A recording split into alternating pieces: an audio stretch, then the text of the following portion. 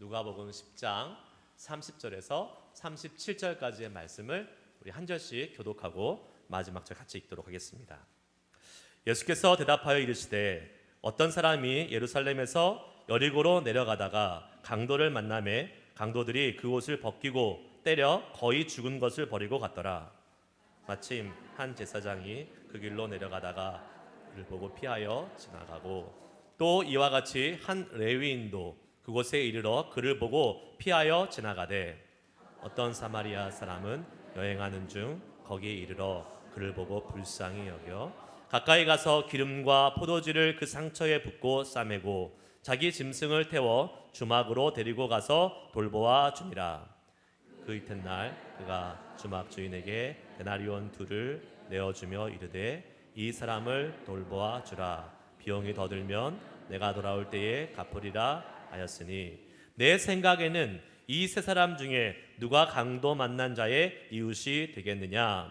이르되 자비를 베푼 자니이다. 예수께서 이르시되 가서 너도 이와 같이 하라 하시니라. 아멘. 아멘. 한번 인사하시겠습니다. 이렇게 인사하세요. 하나님의 말씀이 더 맛있습니다. 이렇게 인사해 주세요.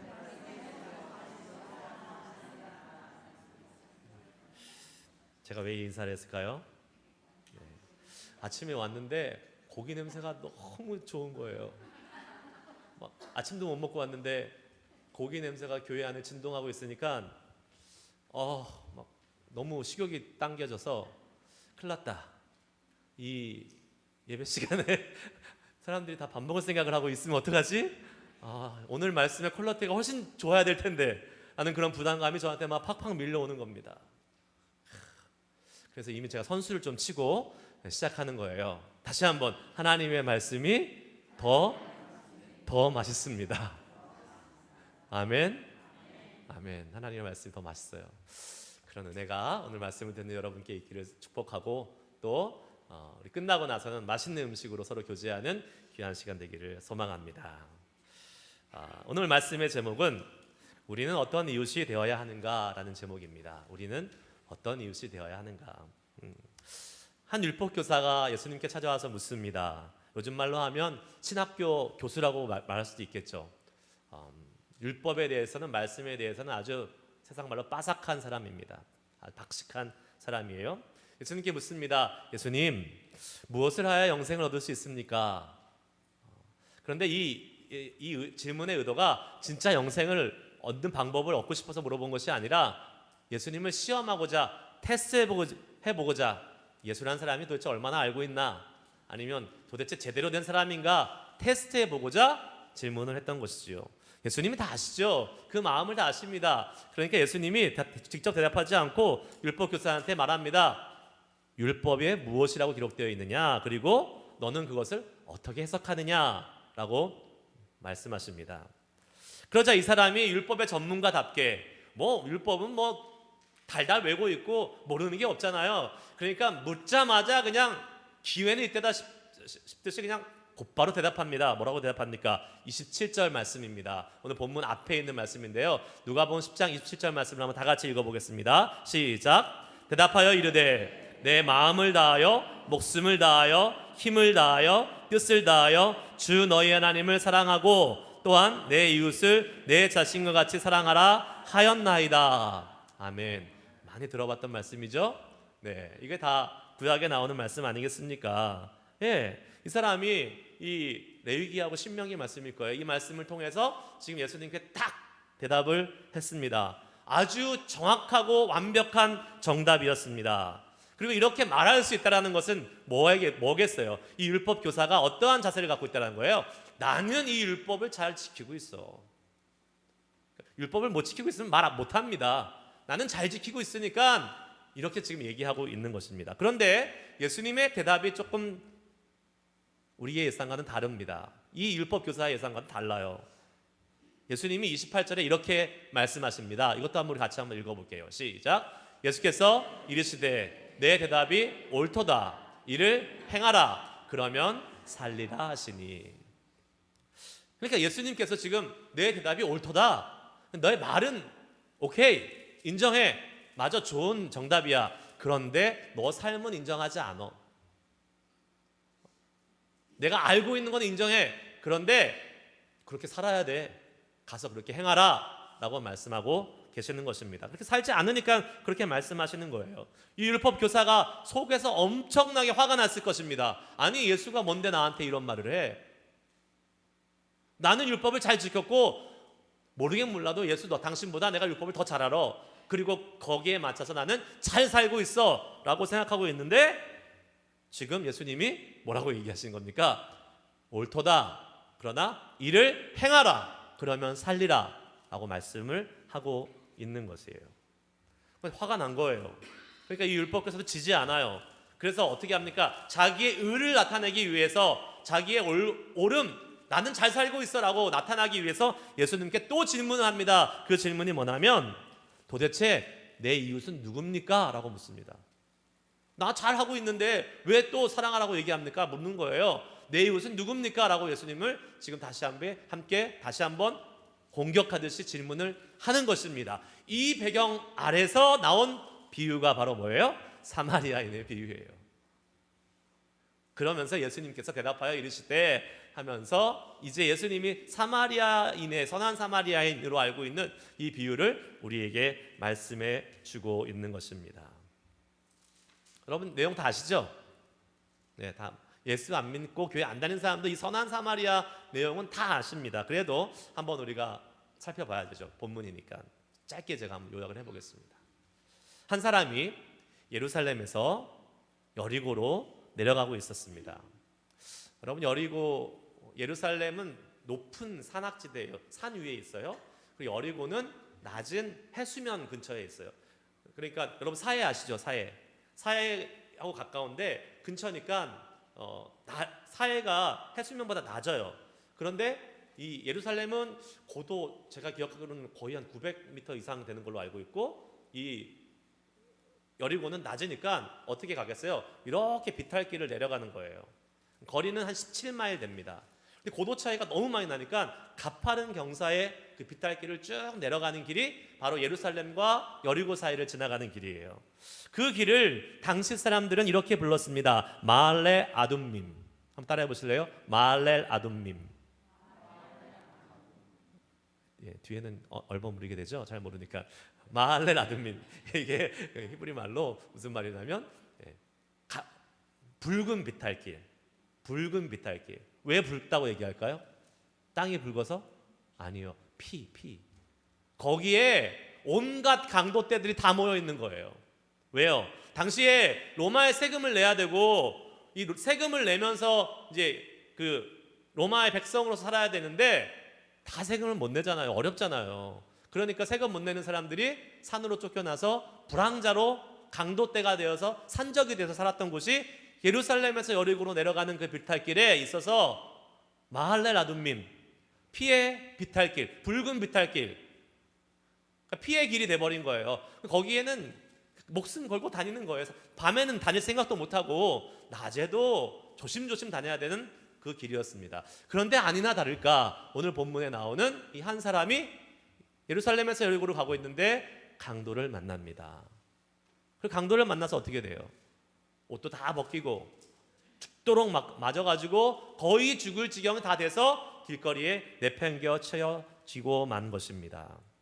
죽은 상태로 거의 반 죽은 상태로 길거리에 지금 버려진 상태이죠.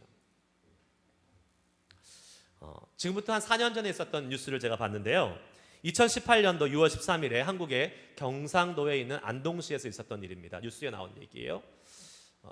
70대 노인은 아니죠. 70대면 젊죠. 70대 많으신 분들 희망을 가지시기 바랍니다. 젊어요. 70대는 70대 아줌마가 자전거를 타고 가다가 넘어졌습니다. 넘어졌는데 안타깝게도 머리를 부딪히면서 넘어져서 피가 난 거예요. 그리고 몸을 못 움직이게 된 상태로 땅바닥에 넘어졌습니다. 못 움직여요. 그런데 아무도 도와주지 않는 거예요. 차가 계속 지나가요. 그 옆으로. 차도와 길거리, 자전거 도로랑 같이 있으니까 넘어졌는데 차들이 계속 지나가요. 한참 시간이 지났는데 그 조민희라는 간호사가 멀리서 그걸 봅니다. 사람인지 몰랐어요 처음에. 근데 뭐가 이렇게 꿈틀꿈틀 움직여서 이상하다 싶어서 가까이 갔더니 사람인 거예요. 그리고 피를 흘리고 있어서 빨리 그 사람을 데리고 병원에 가서 응급조치를 해줬던 그러한 내용이 벌어졌는데, 나중에 이 조민이라는 간호사가 인터뷰를 하기를 어떻게 사람들이 거기를 그냥 지나갈 수 있느냐고, 그 수많은 시간 동안에 어떻게 사람이 피를 흘리고 쓰러지고 있는데 그냥 지나갈 수 있냐고 울분을 토하면서 이 지금 현대사회가 얼마나 냉정하고 매정한지를 고발하는 기사가 올라온 적이 있었습니다. 그러니까 예수님 시대나 지금 시대나 별 다를 바가 없는 거죠 사실은.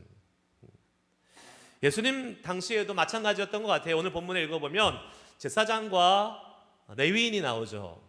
제사장과 레위인이 옆에서 사람이 죽어가던 말던 그냥 지나가는 것을 보게 됩니다.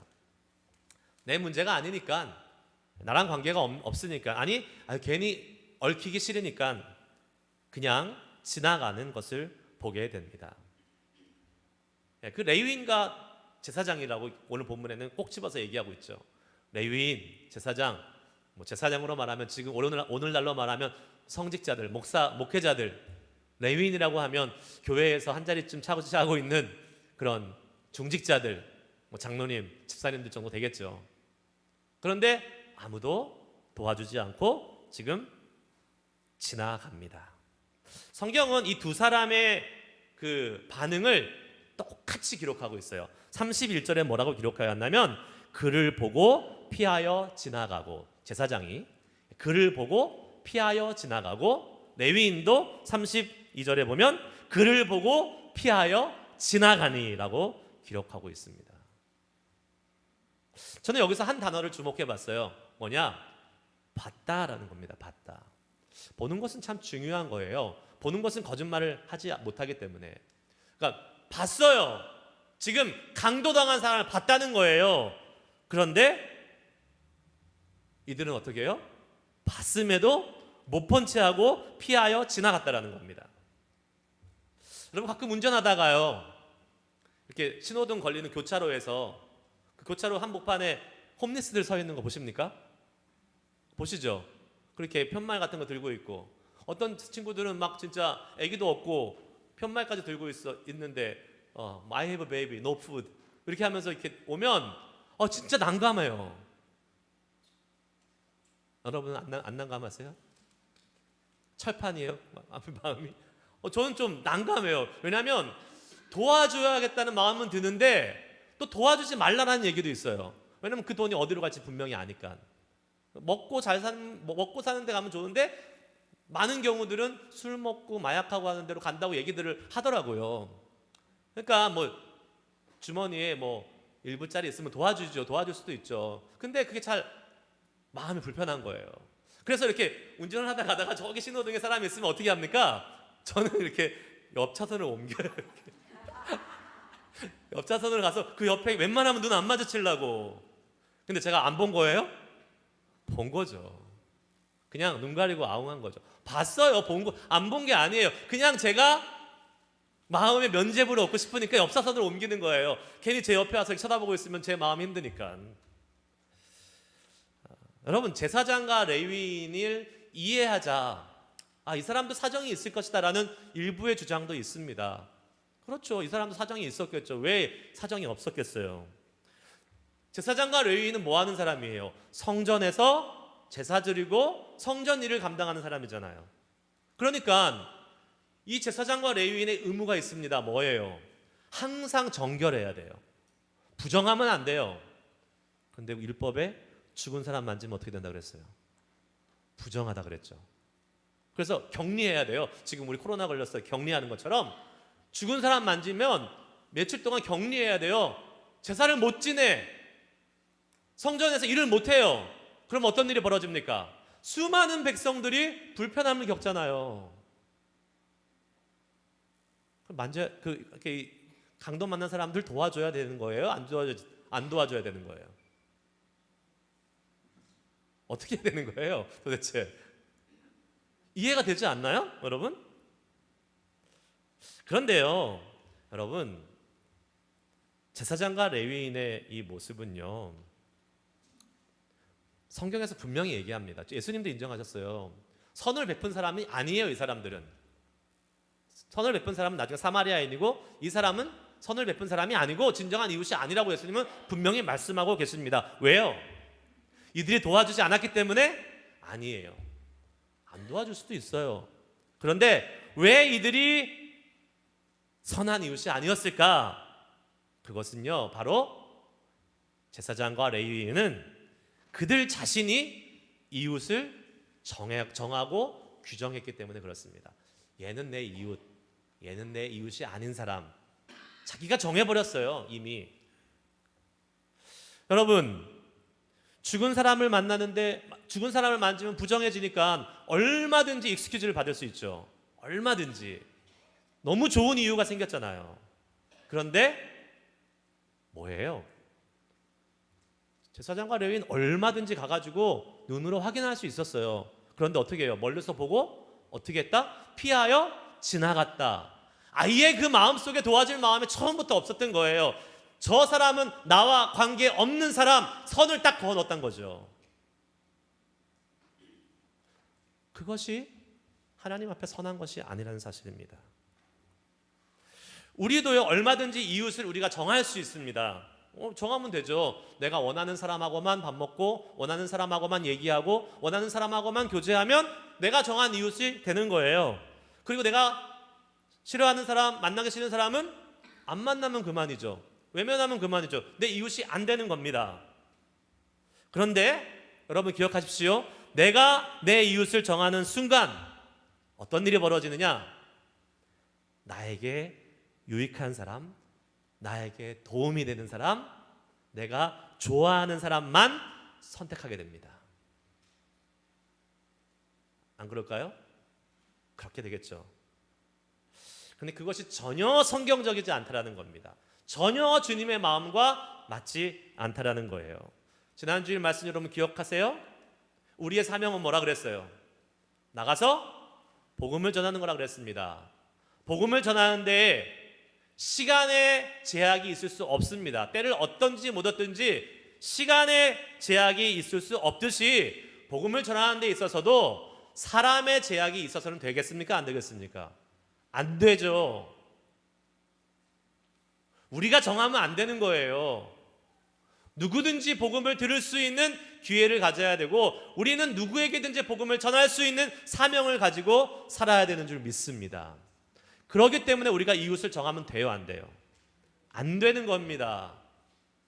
내 마음대로 정하면 안 돼요. 이웃을 내가 정하지 마시길 바랍니다. 특별히 내가 나한테 유익이 되지 않고 손해가 되고 불편해지는 관계가 된다 할지라도, 여러분 우리가 복음 맡은 사명을 감당하는 자들이라면 기꺼이 그들한테 가서 그들의 도움이 되어주고 그들의 유익이 되어주면서 그들의 이웃이 되어야 될 줄 믿습니다. 내가 정하면 안 돼요. 주님께서 우리에게 만나게 하시는 모든 사람을 이웃으로 삼으십시오. 지경이 넓어지는 거예요.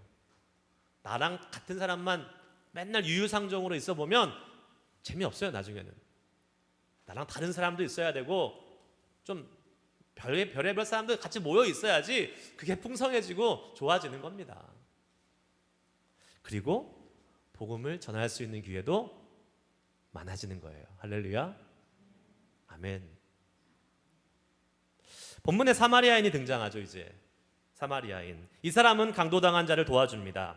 가까이 가서 기름도 붓고 포도주를 부어서 상처를 잘 아물게 합니다. 그리고 자기가 타고 가던 짐승에 싣고 주막으로 데려가서 주막에서 하룻밤을 지내면서 잘 보살핍니다. 근데 다음날 떠나야 돼요. 자기 일이 있어서. 그래서 주막 주인에게 이야기합니다. 여기 돈을 줄 테니까 이 돈으로 치료해주고, 만약에 비용이 더 들면 내가 돌아오는 길에 이 사람을 치료하는데 쓴 비용을 갚아줄 테니까 마음껏 치료해 주시고 또 잘 돌봐달라고 부탁하고 갔다는 것으로 이 사마리아인의 비유가 마무리되지요. 그리고 예수님이 묻습니다. 이 율법 교사에게 물어요. 누가 강도 만난 자의 이웃이냐라고 묻습니다. 누구예요? 누구죠? 당연히 사마리아인이죠. 예. 그런데 이 율법 교사의 마음은 불편했어요.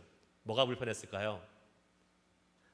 자신과 같은 유대인인 제사장과 레위인은 그냥 지나갔는데 파렴치하게 우리가 그렇게 멸시하고 사람 취급하지 않는 저 사마리아인들 아시죠, 여러분? 배경 왜 그래요?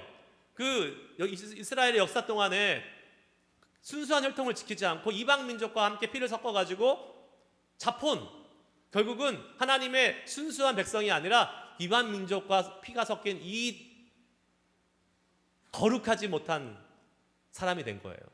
그래서 개 돼지만도 못한 취급을 했어요. 유대인들이 유대에 사는, 예루살렘과 갈릴리에 사는 유대인들이. 그래서 어떻게 해요? 그 갈릴리하고 예루살렘 사이에 사마리아가 있는데 거기 땅도 밟지 않잖아요. 부정한 땅이라고 삥 돌아가잖아요. 그만큼 멸시하고 천대하는 그 사마리아인이 제사장과 레위인은 다 도망갔는데 그 사마리아인이 선한 지금 도움을 주고 빼도 박도 못하게 선한 이웃은 누구냐고요? 사마리아인이라고 대답할 수밖에 없는 상황이 된 것입니다. 그래서 뭐라고 대답해요? 37절 말씀에 한번 보겠습니다. 이르되 뭐라고요? 자비를 베푼 자니이다. 아유, 그래도 자존심은 있어가지고 사마리아인이라고 얘기는 안 해요. 자비를 베푼 자입니다. 뭐 당연히 사마리아인인 거 다 알죠. 근데 자기 입으로 담기 싫은 거예요, 그 말을. 자비를 베푼 자라고 에둘러라고 대답하는 이 지금 본문에 나오는 율법 교사를 통해서 여러분 정말 참 자기가 갖고 있는 그 자존심 버리지 못하는 그러한 악한 모습을 보게 되는 것입니다. 그렇습니다. 강도 만난 자의 이웃은 자비를 베푼 사마리아인이었습니다. 진정한 이웃은 도움이 필요한 사람에게 다가가 도와주는 사람이에요. 그런데 우리는요, 대부분 다 아주 이기적인 존재입니다. 그래서 내가 도와줄 사람의 이웃이 되어주기보다는 나를 도와줄 이웃을 찾으며 살기 쉽습니다. 그렇죠? 그러니까 나를 도와줄 이웃은 막 찾아요. 저도 이제 새로 이사 갔으니까 주변에 이웃이 어떤 사람인가 이렇게 보게 되잖아요. 나하고 좀 친하게 말 걸어줄 사람 없나? 이렇게 보게 되더라고요. 근데 반면에 내가 도와줄 사람이 있을까? 이런 생각은 한 번 해본 적이 없어요. 안 들어요, 그런 생각은. 다 이기적이에요, 사람은. 저도 여기서 자유롭지 못한 것 같아요. 제가 저희 둘째 아들 자랑을 좀 한번 해보겠습니다. 듣고 나서 자랑해도 될 만한지 아닌지를 한번 여러분이 판단해 보세요. 자식 자랑하는 거 8불7인데 제가 지난주에 며칠 전에 저희 그 둘째 아들하고 이야기를 좀 대화를 하는 기회가 있었어요.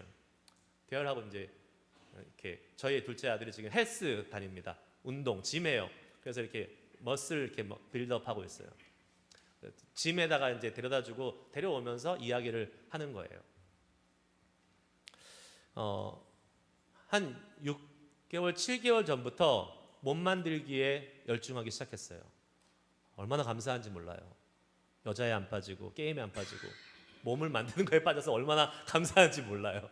네. 그래서 이제 데려다주고 오는데 한 7, 8개월 됐는데요. 6, 7개월 정도 됐죠. 근데 지금부터 한 4개월? 한 5개월 전부터 어떤 친구랑 같이 가깝게 지내기 시작하는 거예요. 근데 그 친구를 제가 알아요. 제가 마음에 안 드는 친구예요. 왜 마음에 안 드냐면 지금 고등학교 2학년, 10학년인데 6학년 때인가 중학교 때인가 벌써 그러니까 한 4, 5년 전에 있었던 일이에요. 학교에서 얘 때문에 제 아들이 불이한 경고를 당한 거예요. 그러니까 얘가 잘못한 거를 뒤집어 쓴 거예요. 그래가지고 경고장 이렇게 받아왔어요. 이렇게 티켓 받아왔더라고요. 그래서 부모 입장에서 기분 나쁘잖아요. 근데 걔랑 노는 거예요. 이제 3, 4개월 전부터. 그런데 들리는 말로는 아빠 걔는 학교를 안 와. 학교를 안. 그러니까 제가 어떻게 했어요? 부모 입장으로서 놀게 해야 돼요, 안 놀게 해야 돼요? 여러분 같으면 놀게 하겠어요? 안 놀게 하겠죠, 당연히. 저는 그 정도는 아니었지만 조심스럽게 얘기했어요. 쟤랑 안 놀면 어떨까? 꼭 걔랑 놀아야겠냐? 다른 친구도 많은데. 근데 뭐 한 가지 좋은 게 있었어요. 걔가 학교를 안 가고 그 짐에만 다니는 거예요. 그러니까 이 워크아웃, 헬스 하는 데 대간 거야. 그러니까 우리 애는 이 애를 같이 놀고 싶은 거예요, 같이. 근데 학교를 안 와요. 고등학생인데. 그래서 제가 얘기했어요. 야, 너 쟤랑 놀 거면 쟤 학교 무조건 오게 해라. 그래서 알았대요. 해보겠대. 그래서 지금부터 한 3, 4개월 전부터 얘가 학교를 오기 시작했습니다. 우리 둘째 때문에. 야, 너 나랑 놀 거면 학교 와.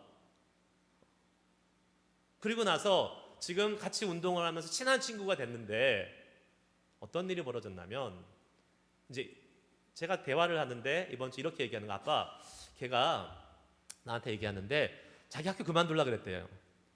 왜? 친구도 없고 그때는 디프레션, 우울증에 와가지고 학교 가는 게 너무 싫어가지고 자기 그냥 학교 그래서 안 간 거래요. 학교 그냥 그만두고 에이 그냥 운동이나 하자. 그런데 너를 만났다는 거예요. 너가 나한테 다가와서 같이 짐 갈래? 이렇게 물어봐줬대요. 같이 운동할래? 그래서 매일 가요, 운동을 같이. 그리고 아빠, 내가 걔 내 친구 그룹에 넣어줬어. 그래서 같이 운동하는 그 남자애들 그룹에 넣어줬다는 거예요. 걔 친구가 생겼어. 그래가지고 학교 가는 게 이제 재밌어졌다는 거예요. 그리고 걔가 그래, 아빠 학교를 안 갔으니까 당연히 다 F죠. 모든 과목 다 F죠. 근데 지금 걔 서머스쿨 다녀. 가서 이제 F 맞은 거 다 메꾸고 다시 이제 고등학교 졸업하려고 다시 학교 가려고 이제 열심히 준비하고 있어. 제가 자랑할 만해요, 안 해요? 하죠? 너무 자랑스러운 거예요. 너무 멋진 거예요. 근데 거기에 비하니까 제가 너무 부끄러운 거예요, 또. 나는 놀지 말라고 했는데.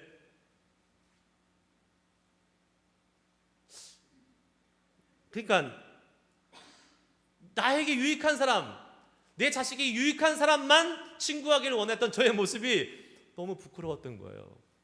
그런데 이렇게 부족하고 좀 모자라고 유익하지 않아도 같이 친구가 되고 이웃이 되면 그 사람을 살릴 수 있는 거잖아요. 그리고 그러한 사명은 모든 우리 그리스도인들에게 주어진 줄 믿습니다. 근데 언제까지 내가 좋아하는 사람만 사귀실 거예요? 언제까지 내가 나에게 유익을 주는 사람만 찾으실 거냐고요. 말씀 마치겠습니다. 여러분, 우리 인정할 건 인정해야 돼요. 뭐냐면 우리는 다 이기적인 사람입니다. 아닌 것 같아도 우리는 다 이기적인 사람이에요. 그럴 수밖에 없어요. 우리 안에 죄성 때문에 아무리 내가 마음이 넓고 배려한다 해도 결국은 나를 먼저 생각하게 되어 있어요. 내 주변에 강도 만난 이웃이 있어도 우리 그냥 외면하고 지나가는 적 있지 않습니까? 그렇지 않아요? 그런데 사마리아인은 그렇게 하지 않았다는 거예요. 이게 참 중요한 포인트예요. 여러분 꼭 기억하시고 가야 될 것이 바로 이겁니다. 왜 제사장과 레위인은 지나갔는데 사마리아인은 지나가지 않고 도와줄 수 있었을까? 성경에 그 차이점을 분명히 말하고 있습니다. 그것이 뭔지 아세요? 제사장과 레위인도 봤고 사마리아인도 봤어요. 그런데 제사장과 레위인에게는 없었고 사마리아에게 있었던 게 있습니다. 33절 말씀 다 같이 읽겠습니다. 시작. 어떤 사마리아 사람은 여행하는 중 거기 이르러 그를 보고 불쌍히 여겨. 뭐가 있었다고요? 불쌍히 여겨. 본 건 똑같이 다 봤어요. 제사장과 레위인에는 불쌍히 여기는 마음이 없었어요. 그러니까 그냥 쑥 지나갈 수밖에 없죠. 그런데 사마리아인에게는 불쌍히 여기는 마음이 있었어요. 여러분, 이 불쌍히 여기는 마음이 우리에게도 있어야지 누구하고도 이웃될 수 있는 겁니다. 특히 나보다 좀 못한 사람들과도 기꺼이 이웃이 될 수 있는 거예요. 오늘날 우리 현대인들의 마음이 너무 차갑습니다. 너무 냉정합니다. 너무 이기적입니다. 그래서 이 사회가 정말 옛날에는 참 푸근하고 아늑하고 그랬는데 피도 눈물도 없는 곳이 돼버린 것이 아닌가 싶어요. 사회만 그렇습니까? 교회는 안 그래요? 교회에 오면 다 따뜻합니까? 사회에서 외면받고 사회에서 밀려나서 교회에 왔는데 교회에서까지 밀려나는 사람들이 있어요. 교회도 사회랑 똑같이 선을 긋고 자기에게 유익한 것만 취하는 곳이 되면 되겠어요? 교인이 세상 사람들처럼 자기 이익만 구하고 손에 절대 보지 않고 그렇게 살면 복음이 전파되겠습니까? 안 됩니다. 여러분, 우리는 우리의 도움이 필요한 사람을 도울 수 있어야 되는데 안 된다고요. 왜요? 이기적이라서. 뭐가 필요하다고요? 불쌍히 여기는 마음, 긍휼히 여기는 마음. 그 마음이 무슨 마음이에요? 하나님의 마음이고 예수님의 마음이잖아요. 하나님의 마음, 예수님의 마음. 내 마음으로는 절대 안 돼요. 죽었다 깨나도 나보다 못한 사람, 불쌍한 사람, 이웃 안 삼습니다. 친구 안 합니다. 그러나 하나님의 마음, 예수님의 불쌍히 여기시는 마음이 있으면 할 수 있습니다. 아멘. 여러분 잘 알잖아요. 집 나간 아들, 허랑방탕하고 돌아온 탕자. 아버지가 어떻게 했어요? 정말 그냥 인간적인 기준으로 보면 아우 저놈 자식 그냥 왜 돌아왔어? 허랑방탕한 불효자식 재산 다 탕진하고 와가지고 무슨 낯짝으로 돌아와? 이렇게 맞이하는 게 정상입니다. 그런데 아버지가 어떻게 했어요? 끌어안고 입 맞추고 잔치를 베풀어주고 어떻게 그렇게 할 수 있었어요? 성경에 뭐라고 나옵니까? 누가복음 15장 20절 말씀. 아직도 거리가 먼데 아버지가 그를 보고 어떻게 해요? 치근히 여겨 달려가서 목을 안고 입을 맞추니. 치근히 여겼다, 불쌍히 여겼다, 컴패션. 불쌍한 사람을 불쌍히 볼 수 있는 마음. 여러분, 이 땅에 오신 예수님께서 당시 사람들에게 천국 복음을 전해주시고 병든 자 다 찾아다니면서 하나하나 고쳐주셨던 것이 왜 그러셨어요? 예수님이 그냥 마음이 넓고 인자해서 그렇게 하셨어요? 뭐 그럴 수도 있겠죠. 근데 성경은 뭐라고 기록하는지 아십니까? 마태복음 14장 14절에 예수께서 나오사 큰 무리를 보시고 불쌍히 여기사 그 중에 있는 병자를 고쳐 주시니라. 그리고 나서 5,000명을 먹이셨어요. 여러분, 우리도 그 수혜자 아닙니까? 하나님의 치근히 여기시는 마음, 예수님의 불쌍히 여기시는 마음의 수혜자 아니에요, 우리? 하나님께서 하늘 보좌를 버리시고 이 땅에 인간 예수로 오셔서 자격 없는 우리를 위해서 십자가에 죽으실 수 있었던 것은 바로 우리를 치근히 여기시고 불쌍히 여기시고 죄 가운데 머물러 있는 우리를 너무나 안타깝게 여기셨기 때문에 오실 수 있었던 거 아닙니까? 만일 주님께서 우리처럼 나에게 도움되는 사람만, 나에게 유익한 사람만, 자격이 있는 사람만 구원하기로 작정하셨다면 우리는요, 구원은 고사하고 명함도 못 내밉니다. 지금도 여전히 죄 가운데 신음하고 불쌍하게 살아야 될 존재들이 바로 우리들이에요. 하지만 주님의 그 긍휼하심이 있었기에, 치근히 여기시는 마음, 불쌍히 여기시는 마음, 주님의 컴패션이 있었기 때문에 우리는 하나님의 자녀가 된 줄 믿습니다. 그 은혜 받은 우리가 도와야 될, 예수님의 마음을 가지고, 불쌍한 마음을 가지고 도와줘야 될 강도 만난 자들이 있어요. 우리 주변에.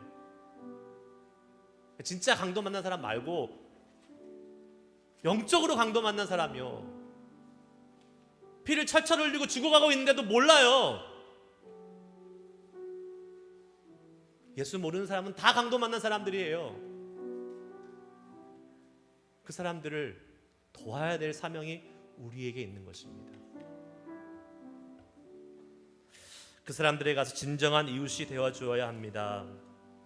우리 안에 예수님의 그 컴패션, 긍휼, 불쌍히 여기는 마음이 있을 때 가능한 것입니다. 그러므로 여러분, 오늘 예배 마치시고 돌아가실 때에 하나님, 내가 불쌍한 사람 도와주게 해주세요, 이런 마음 가지고 가시면 안 돼요. 안 돼요. 그거는 절대로 안 돼요. 우리가 기도해야 될 것은 주님의 긍휼하심을 내 안에 채워주세요.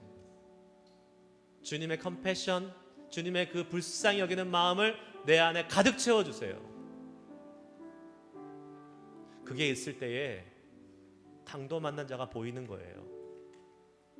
그리고 다가갈 수 있는 거예요. 여러분이 그동안 지나왔던 수많은 지나쳐왔던 강도 만난 자들이 누굽니까? 오늘 말씀을 마무리하면서 여러분 기도하실 때에 여러분 마음속에 생각나게 하는 강도 만난 자들을 떠올려 보십시오. 그리고 그들에게 갈 수 있도록 예수님의 컴패션으로 충만하게, 예수님의 긍휼하심으로 충만하게 채워주시옵소서. 그래서 이 찬양을 부를 겁니다. 난 예수로 충만합니다. 예수로 충만합니다. 근데 그 얻는 것이 아닌, 오늘은 예수님의 그 긍휼하심으로 내 안을 충만하게 채워주시옵소서. 그래서 나도 진정한 이웃으로, 선한 사마리아인 같이 예수님의 인정받는 그러한 진정한 이웃이 될 수 있도록 주님, 저를 사용해 주세요. 저를 만들어 주세요. 소망하는 마음으로 같이 찬양하시겠습니다.